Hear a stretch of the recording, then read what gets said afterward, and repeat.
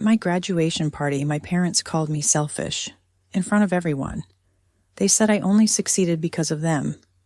They turned my big moment into their victory lap. But what they didn't know was that I brought an envelope.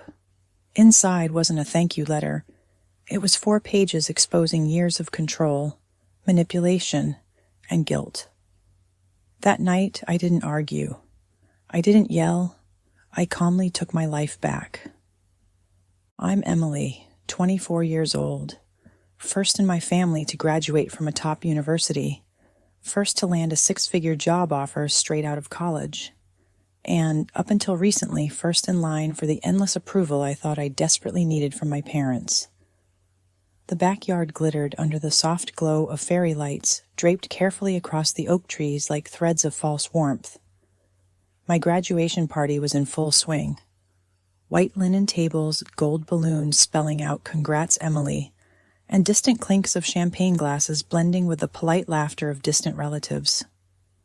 Everyone had come to celebrate me, or at least that's what it looked like. In reality, they were here for the show my parents had curated. The grand performance of perfect parenting, selfless sacrifice, and a daughter molded into success.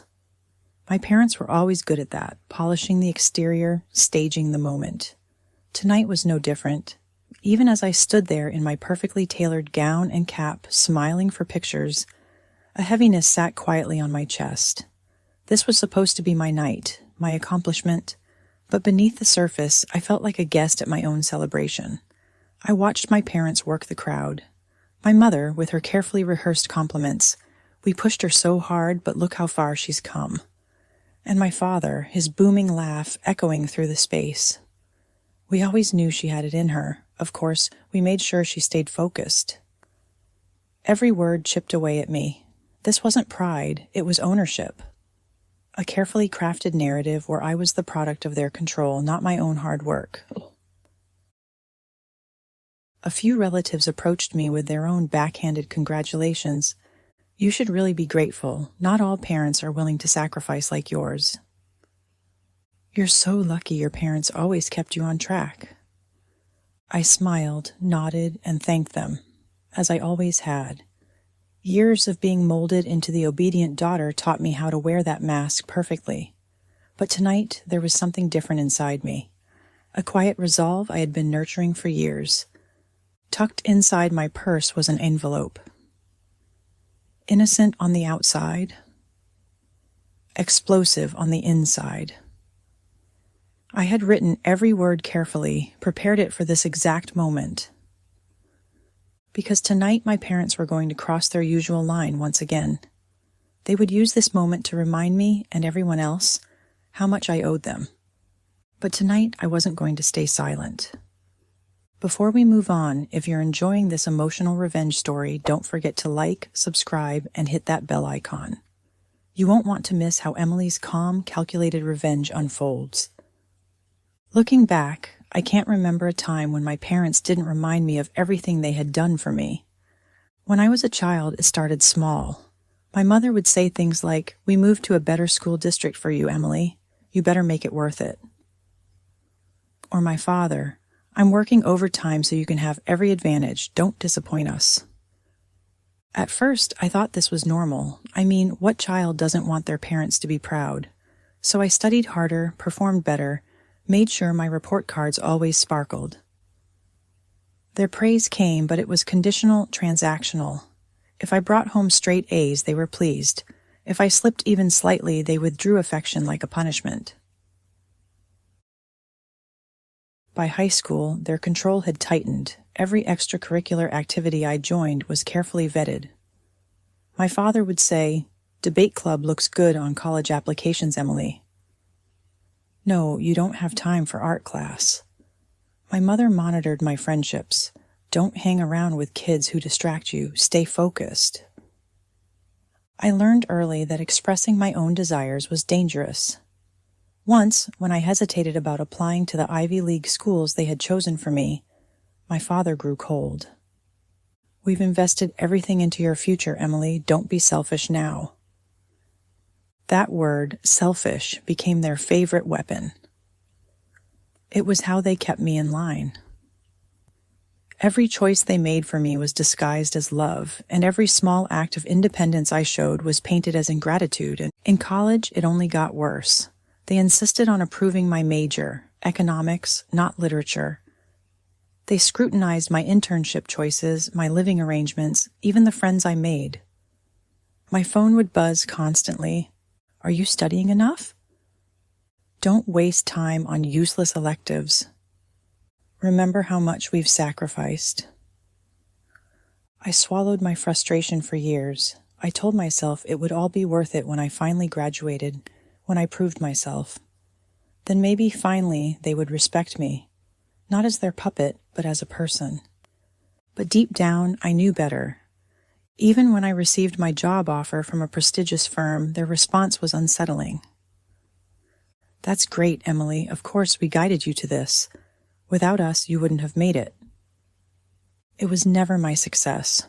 Always ours, always theirs. My therapist, one of the few things I secretly allowed myself, once called it covert emotional abuse. She said it softly, cautiously, as if afraid the words would shatter me. But hearing it aloud gave me clarity. My parents didn't see me as independent. They saw me as their lifelong project, their living proof that they were exceptional parents. And still I stayed silent. Until now, graduation was supposed to be my clean break, the culmination of all those years where I could finally step forward as my own person. But as the party drew closer, I knew better than to believe my parents would let me have that moment. I saw it in their eyes leading up to the ceremony, the way my mother triple-checked the guest list, ensuring certain family members were invited to witness their triumph. The way my father rehearsed speeches under his breath. They were planning something public, something humiliating. And so I made a plan of my own. I spent hours crafting the letter that now sat inside the envelope in my purse. Every sentence deliberate, every word weighted. I didn't want rage, I didn't want melodrama, I wanted clarity. I wanted them to see themselves. For years, I had played the role they wrote for me. Tonight, I would finally step off their stage. The sun dipped lower, casting long golden streaks across the perfectly manicured lawn. Guests mingled around the cocktail tables, sipping champagne and nibbling from meticulously arranged hors d'oeuvres. My parents had outdone themselves, as always. I posed for endless photos, smiling with distant cousins, shaking hands with old family friends, hugging a few of my professors who had been invited at my parents' insistence. My cheeks ached from the forced smiles, but I maintained the image. After all, I had learned long ago how to perform. The congratulatory words continued, but their tone never quite felt pure. Your parents really sacrificed so much for you. They must be so relieved all their hard work paid off. You're lucky to have such dedicated parents. Lucky. That word felt like a stone in my throat. They didn't see what I saw. They never had. Every few minutes, I caught my parents watching me from across the lawn. My mother's eyes scanning the crowd, making sure the right people were paying attention. My father speaking animatedly to my boss, who they had insisted on inviting, repeating the same story about how he had guided me into the right field. The stage had been carefully set. I knew the speech was coming. They never missed an opportunity to publicly remind everyone of their role in my life. It was their way of reinforcing the narrative. They were the architects of my success, and I was simply their creation. As the evening wore on, my father tapped his glass with a silver knife, signaling the attention of the room. The crowd quieted, forming a semicircle around the small platform they had set up beneath the string lights. He climbed onto the stage first, flashing his practiced smile. My mother followed, holding a microphone and beaming with artificial warmth. I stood frozen among the guests, my hands clasped gently in front of me, the envelope still nestled in my purse. My heart beat steady, controlled. I had rehearsed this moment countless times. Friends, family, colleagues, my father began, his voice deep and steady. We are gathered tonight to celebrate our daughter, Emily, and all that she has accomplished. The crowd applauded politely. My mother took the microphone next, her voice soft but edged with that familiar sharpness only I could hear. "We're so proud of Emily. She's always been such a dedicated student." "Of course," she chuckled lightly. "She didn't always see the bigger picture when she was younger. We had to push her sometimes, guide her, remind her of what was best for her." Laughter rippled gently through the crowd. My face remained still, my smile faint but deliberate. My father added, "It wasn't always easy. We made many sacrifices to keep her on track. There were times when she resisted, when she questioned us, but in the end she listened. And tonight her success is proof that trusting your parents pays off." The words struck like tiny, well-aimed needles. And then came the phrase I had anticipated, the one they always saved for moments like this. "She could have been selfish, like so many kids today," my mother said sweetly. "But she wasn't. She allowed us to steer her. And that's why she's standing here successful tonight." The word hung in the air like a poisonous fog. Selfish. I felt the weight of dozens of eyes briefly turn toward me, waiting for my reaction. But I simply lowered my gaze, taking a slow breath. My fingers grazed the edge of the envelope inside my purse. It was time. My father wasn't finished. I saw it in his posture, the slight lean forward, the tightening of his jaw as he gripped the microphone with just a bit too much force. "You see, friends," he continued, voice deepening as though delivering a sermon, "in a world where so many young people turn their backs on their parents the moment they taste independence, we are fortunate. Emily understood her place in the family. She respected the sacrifices we made. She didn't run off and make reckless decisions like so many of her peers." The silence that followed was tense, but the guests politely nodded, murmuring affirmations they barely meant. "She never once said no to us," my mother chimed in, eyes scanning the crowd as if collecting witnesses. "Well," she paused, offering a delicate chuckle, "except for the little things. We had a few disagreements along the way." Her voice turned softer, almost pitying. There were moments when Emily questioned us, times she thought we were being too controlling. But what child understands the depth of a parent's love until they're older? Her eyes landed directly on me. A sweet smile curled her lips, but beneath it I saw the same familiar blade, sharp, precise. "And even when she was selfish," she added, lowering her voice for dramatic effect, "we forgave her. We always forgave her." That word again, selfish, not shouted, not harsh. Delivered with surgical precision, designed to slip past the ears of most guests, but not past me. My chest tightened, but I kept my breathing slow, steady. The guests laughed politely, but several exchanged glances, slightly uncomfortable, as if sensing the strange undercurrent they couldn't fully name. My boss furrowed his brow slightly. A few friends from school shifted awkwardly, and they didn't know what to make of this moment. It was as though my parents had momentarily forgotten that this was supposed to be my celebration. But I knew better. This was their celebration. Their narrative was complete. The world saw them as proud, self-sacrificing parents who had guided their daughter to success despite her occasional moments of selfish resistance. What they didn't see, what no one had seen, was the years of private manipulation that led here, the conditional love, the constant reminders that I owed them for every breath, every choice, every milestone, that my achievements belonged as much to them as to me, perhaps even more. And now, at my own graduation party, they were publicly framing me once again, not as a woman who had worked tirelessly to build her own future, but as a dependent child who owed them everything. I swallowed hard. My heart pounded in my ears. This would have crushed me once, even a year ago. But not tonight. Tonight I had prepared for this. I reached into my purse and wrapped my fingers around the envelope. The weight of it felt grounding, like a stone anchoring me to the moment. This envelope was my voice, one I had kept suppressed for far too long.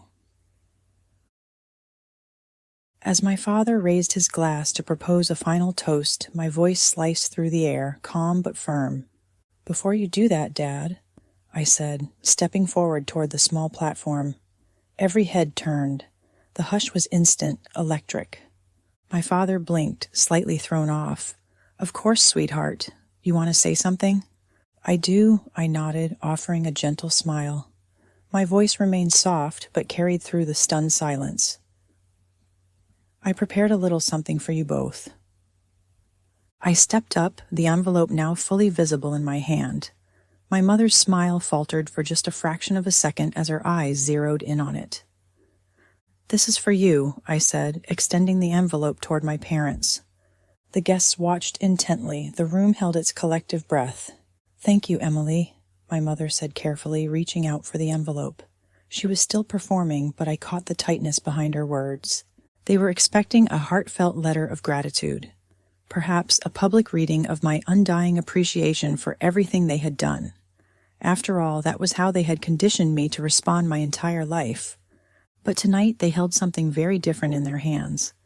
And as my mother gently broke the seal, the real show began. As my mother carefully opened the envelope, I watched her fingers tremble ever so slightly, a rare, almost imperceptible crack in her otherwise polished composure. Inside, there was no sentimental thank you letter, no list of sacrifices acknowledged, no praise. Instead, there was a single, neatly typed letter, 4 pages. Director, calm, controlled, and devastating. I had written and rewritten those pages for months, each word carefully weighed. Not angry, not accusatory. Just true. The letter opened like this. "Dear Mother and Father, you always said I was selfish whenever I tried to make choices for myself. You called it selfish when I wanted to study something different, selfish when I wanted friendships outside your approval, selfish when I asked for simple independence. But I see now that you confused selfishness with something else entirely. Autonomy. My life belongs to me. My success belongs to me. And your need to control every decision was not love, it was fear of losing your hold on me."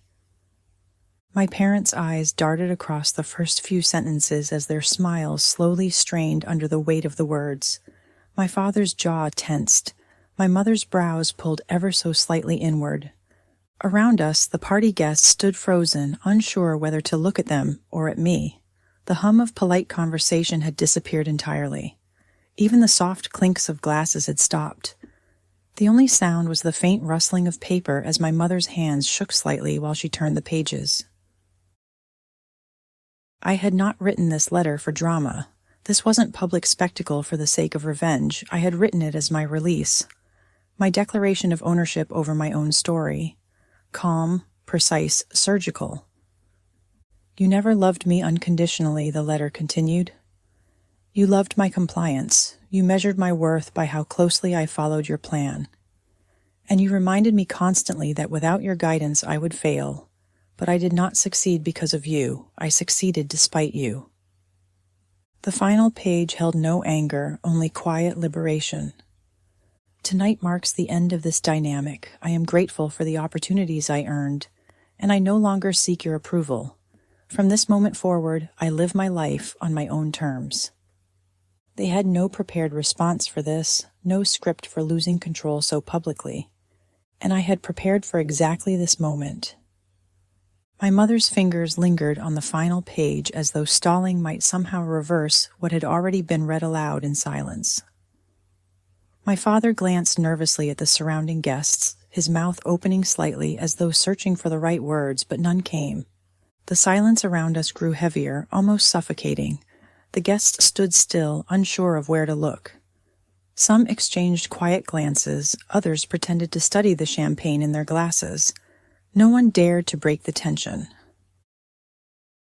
The power my parents held, the unspoken authority they had always carried, was suddenly painfully exposed for what it truly was. Fragile. For years they had controlled the narrative, the proud parents, the selfless guides, the architects of my life. But now, with the truth laid bare in that simple, white envelope, Their image began to crumble piece by piece right in front of everyone. My mother tried first, her voice delicate but strained. "Well, of course, we only ever wanted what was best for you, Emily." Her smile twitched, the edges no longer perfectly smooth. I met her gaze, calm, steady. "Yes, and now I've chosen what's best for me." The words were simple, but they carried weight. For the first time, my voice was not a defense, not a plea for understanding. It was a statement of fact. My father stepped forward slightly, his voice harder. "You could have discussed this with us privately. There was no need for—" He hesitated, searching for a word that wouldn't make him sound as small as he suddenly felt. "A scene." I let a brief, polite smile cross my face. "I gave you many chances, Dad. You simply weren't listening." I could feel the subtle shifting of the crowd, the whispers beginning, the narrative unraveling. Family friends who had once admired their parental dedication now looked at them with quiet discomfort. My boss, standing toward the back, folded his arms, his face unreadable but attentive. For years, my parents had counted on my silence. They never imagined I'd find the courage to make my own voice louder than theirs, especially not here, under their carefully constructed spotlight. "This isn't a scene," I added softly. "It's closure." The weight of that word seemed to land heavily. My parents' faces stiffened, but neither spoke.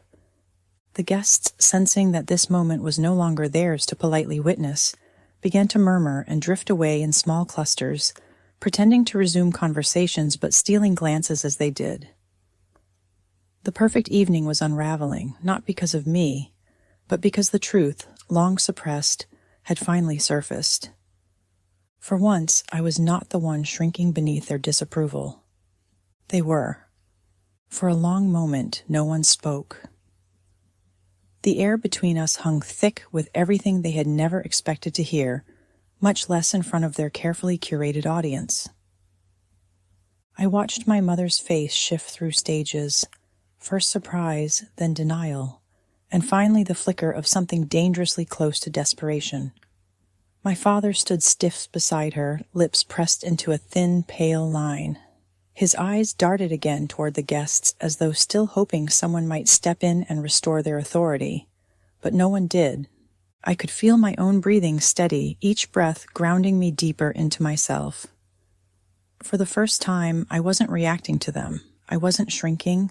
I wasn't waiting for permission to speak. I simply was. My mother's voice broke the silence, barely above a whisper, but sharp enough to cut. "You're embarrassing us, Emily." I tilted my head, keeping my tone even. "No, Mom, I'm freeing myself." The simplicity of my words seemed to disarm her more than any angry outburst ever could. She had always prepared for resistance, for heated arguments she could later frame as my immaturity. But she was defenseless against my calm. My father tried one last time to salvage their dignity. "We've done everything for you," he said, voice low, almost pleading now. "You owe us more than this." That word again. "Oh." I stepped one pace closer, lowering my voice just enough that only the nearby guests could hear, but firm enough that my words carried weight. "I don't owe you my life, Dad. I don't owe you my identity. I worked for my success. You helped at times, yes, but you also used your help to control me, and I'm done letting you define me by your sacrifices." My father flinched slightly as if struck, not by volume but by truth. Around us, the once sparkling celebration had dimmed into uneasy conversations, murmured speculations, and cautious glances. The illusion was gone. The version of my parents they had presented to the world, flawless, selfless, always right, was now fractured beyond repair. I stood tall, smoothing the front of my gown. My voice remained soft but steady. "I didn't come here to humiliate you. I came here to finally speak for myself. And now I have." Neither of them responded. For the first time in my life, they seemed genuinely unsure of what to say. And that, I realized, was my victory. I turned toward the remaining guests, offering a small, polite smile, then quietly stepped off the stage. As I walked, I felt the weight lift from my chest like heavy chains falling to the ground behind me. For the first time in years, my steps felt light. The soft summer air felt different as I walked away from the platform, lighter, quieter, almost peaceful. The murmurs of the remaining guests faded into background noise. I heard them, but I no longer carried them. For years, I had rehearsed painful conversations in my mind, versions where I defended myself, where I begged to be heard, where I explained why their control suffocated me. But standing there tonight, I finally understood. I never needed to explain my freedom to anyone. I only needed to claim it. I felt someone gently tap my arm.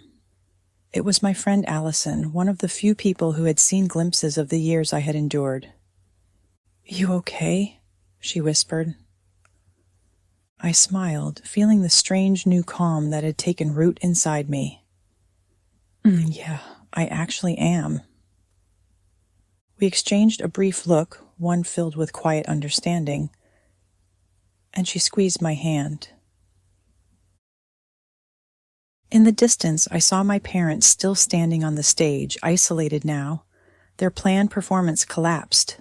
They had no script for this ending, no audience to applaud their version of the story, and most important of all, no control left over me. I didn't hate them. I had spent years waiting for apologies that would never come, for accountability they would never take. But tonight I let go of that expectation. I wasn't seeking revenge anymore. I was claiming my life. The days ahead would not be easy. There would be tension, uncomfortable silences, and likely more attempts to regain control. But it no longer mattered. I had made my choice. As the evening wound down, I quietly slipped away from the remaining guests, leaving the carefully staged party behind. My apartment, my new job, my new life, they were waiting for me. And for once, they truly belonged to me. I glanced back only once, not with regret, but with a sense of finality. Their version of me ended tonight. Mine had just begun.